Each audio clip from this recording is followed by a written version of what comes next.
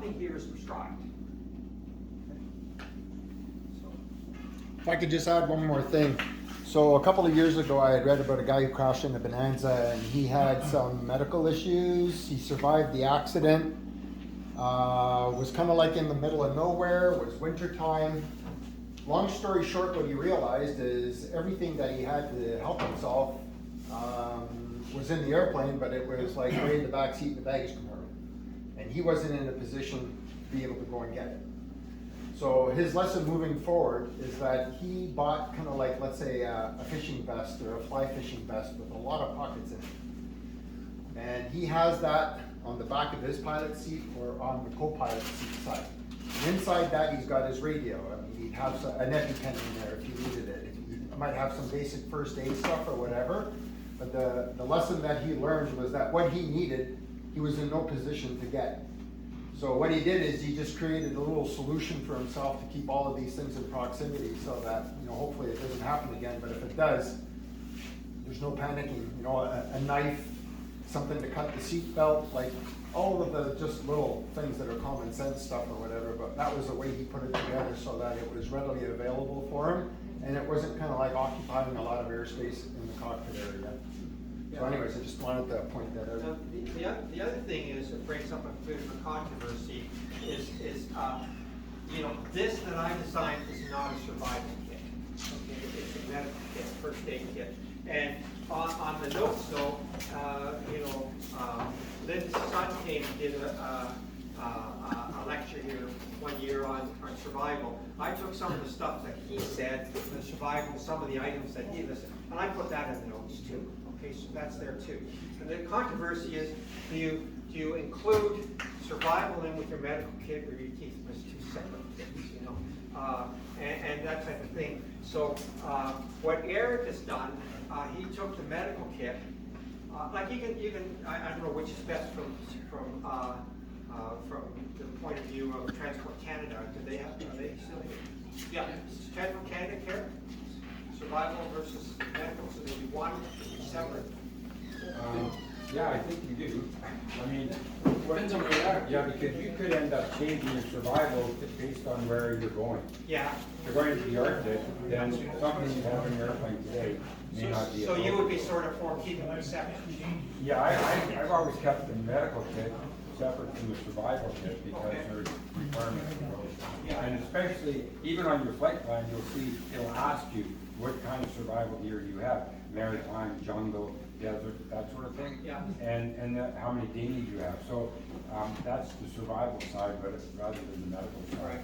So I've always kept them kind of apart. Yeah. And again, the survival kit doesn't have to be 20 pounds or 50 pounds, but it's just a few basic things. And But the survival kit is mandated, isn't it? it is. It is. There So is survival power. and medical kit are mandated. Yeah, so you need a survival kit, and there's a list of what you need in the, like a mirror for, cycling, Yeah. some form of shelter. Yeah. It could be a blanket around you. Yeah. There's water desalination, something to purify water. It's very simple, not complicated.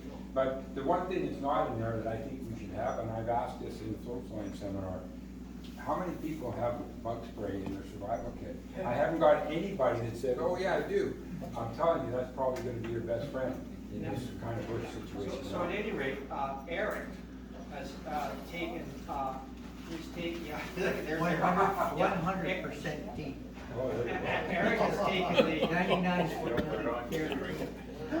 Eric has taken my medical kit, and he's added some survival components to it. So I think he's going to lay it out for you if you want to sort of look at Eric. Yeah. So 100% DEET, Eric, I guess you could start a fire with that too, eh? No burn. Bet it will.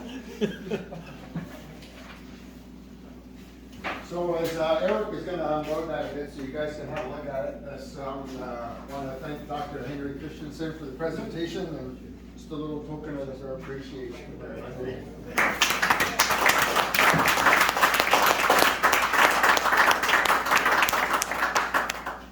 I just hope someday somebody comes by and said it saved somebody's life or really helped somebody.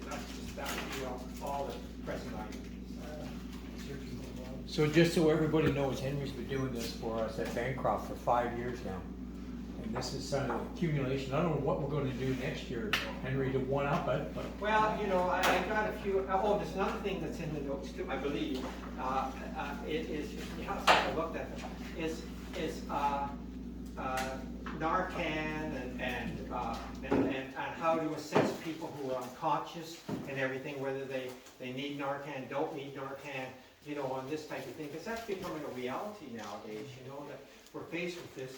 And so basically I put that, because that melds in, you find an unconscious person. Now, what is causes? Is this a drug overdose?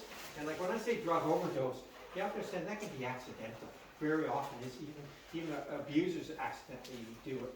People make mistakes with their medications and can do it. So I mean, you know, this has become, and you know, and you can go to your pharmacy and get these free kits. You know what I mean? And that can be part of, you know. And I sort of thought if you really wanted to have everything in your kit, like this kit here, you know, my idea is when I do a long travel with a family or something like that, this whole kit can go with me, you know, and that's everything. So if you want to add Narcan to it, so, and I mean, like I said, what are we going to do in the future? I don't know, this thing keeps having its own life and growing, but, you know, one thing is that, you know, if people are interested, we can do a little session on that.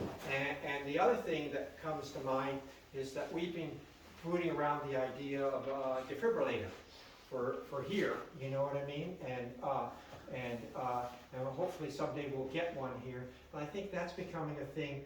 The defibrillator is the one thing that can really save lives. And you know, good lives, you know what I mean? That Buffalo Bills football player who collapsed on the field, a young, healthy guy, and it was because there's people rushed out with a defibrillator, and defibrillator right away, it's the only reason he's alive. And, you know, you've got 3 minutes from your heart stopping until you do brain damage. So it's a very critical thing. And they're simple to use, and the machine talks you through it and tells you what to do. You know, it can't get much easier than that. So, and you know, they're putting them in arenas and different places, more and more you see them. So that's another thing that could be another topic that we could cover. If we get a defibrillator for some days, I'm sure we will, that we could go over that type of thing too. And I mean, some of this is yes, it's for you and your airplane, but you live a life outside of your airplane. You look at how many hours you're in your plane, and you look at how many hours you're on doing other things, you can run into this somewhere else, you know. And if you have these skills, it's a you know, and you see that person in front of you, it'd be really nice to be able to feel a bit of confidence in knowing what to do. And even if you don't have the notes with you, know step for step what to do, you know, like I say, if you just think of the logic of the notes, you know, what we're trying to do, and that's the steps we take from right away. I'm curious, I understand defibs have come down in price quite a bit. Yeah. Do you know what it costs nowadays? $2,400. Oh, still that high. Yeah, yeah. I mean, you can probably get cheaper ones. I think Costco sells them, I believe. Yeah, I think they do. I mean, I know people who have, like, you know, all kinds of people like to repair. I know a doctor here, Dr. McHenry, and he had one in his office and one at home, you know. You know, it's just, you know, when you see what it can mean, and you don't know, you know, the number of people that can just, you know, you know, I never used to worry about the people that I knew had heart disease. The people I worried about, the people I didn't know had heart disease. Mm. You know, the person that goes fishing and drops dead in the boat. Yeah. We didn't know he had heart disease. If you know they've got heart disease, you can do something about it. You know? So I mean, it can happen to anybody at any time, any loved one, anything can happen. So you know, it's to me, it's really nice to you know, have your skills and to sort of know what's going on. And you know, I just love that defibrillators are turning up more and more and more places. And you know, it's like, you know, my wife was taking some exercise classes in the church up there on the corner, and there's a defibrillator in the church. Do you know what I mean? So, you know, I think, you know, if something, so you saw somebody passed out or something, a building, that's the first thing I'd ask is the defibrillator around, because they would know what a defibrillator is. Do they run on a battery? They run on a battery, yes. So And is there time frame for them? Well, what actually happened, like I say, that's why Zoll is the big name in these things. Zoll's the number one name, and and the high quality ones, I'm not saying Costco isn't high quality, I just haven't looked there. But the high quality ones that you get nowadays is an app on your phone. So like, if we got one here, I would take the responsibility of looking after the defibrillator. And so I would have an app on my phone, and we have a few things to work out with the internet and stuff like that. But basically, it will self-check itself, and it sends me a report of the self-check. And if the battery is coming near end, or there's some other problem, or something isn't checking right, it alerts me, or alerts whoever is responsible for it. So you don't have to remember; it's going to remind you of things, and it'll take care of the checking it. It just reminds you if there's something to look after.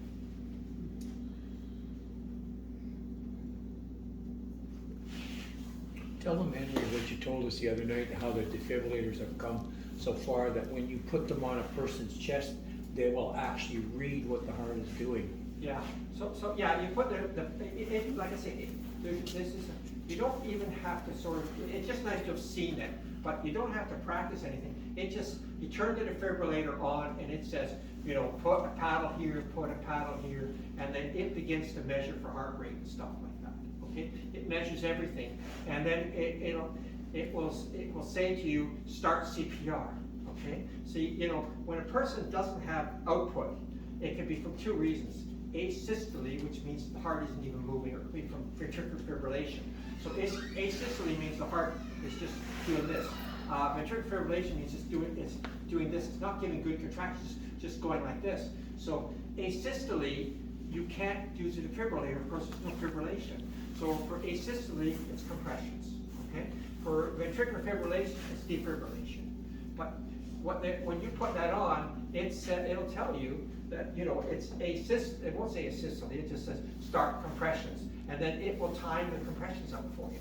You don't have to do your 70 to 100. It's just press, press, press, press type of thing, and then it will say stop and measuring, and then it just talks you through it like that. And then say start compressions again, and then say stop, measuring, and say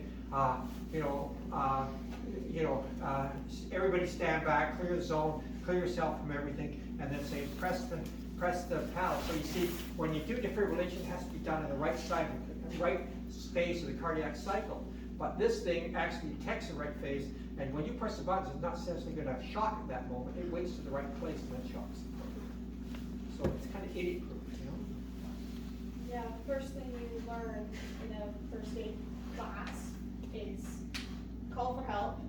Someone stays with the person who's down, and then you get the AED. Doesn't really matter. That's the first thing you do, because Yeah. the AED knows. Yeah, and I mean that's just perfect, because that's exactly what we do. In our scenario, we didn't have a defibrillator there, so we call for help. You notice that's the first thing we did. But as you said, if you've got a defibrillator, like I say, you've got 3 minutes. When I say 3 minutes, that means that you've got to kind of get some. But you can do that with compressions. Do you know what I mean? So if I got the person's unconscious and you measured the pulses and everything and nothing's moving, then I would start this until the defibrillator gets there, and then the defibrillator take over at that point. So, sorry, it's been a while since I took the first aid course, but so the heart starts to beat after it's defibrillated. Yes. Does that automatically mean the person starts to breathe again? It should, yes. Okay. Yeah. It should, yeah. So the two work together, right? So basically, this should, yes. Unless it's another reason. Am I right, Henry? Is that what you just said? That when the heart would start, the breathing would start again? It will start the breathing, yes. Is that because of the compressions or because the No, heart's... it's just because of the reflexes of the body. Really? Yeah. The other thing I should also mention is, remember I was saying about feeling the pulse, okay? Some people get into is try to feel it on both sides. I'm like, feel it better on this side. That can actually stop the heart. Yes. Yeah, that can stop the heart. You massage on both sides. That can, if I massage well enough and long enough on both sides of your neck, you can stop.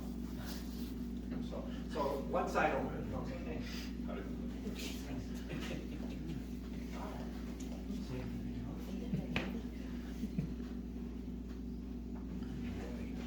thank you, everybody. Thank you. Uh,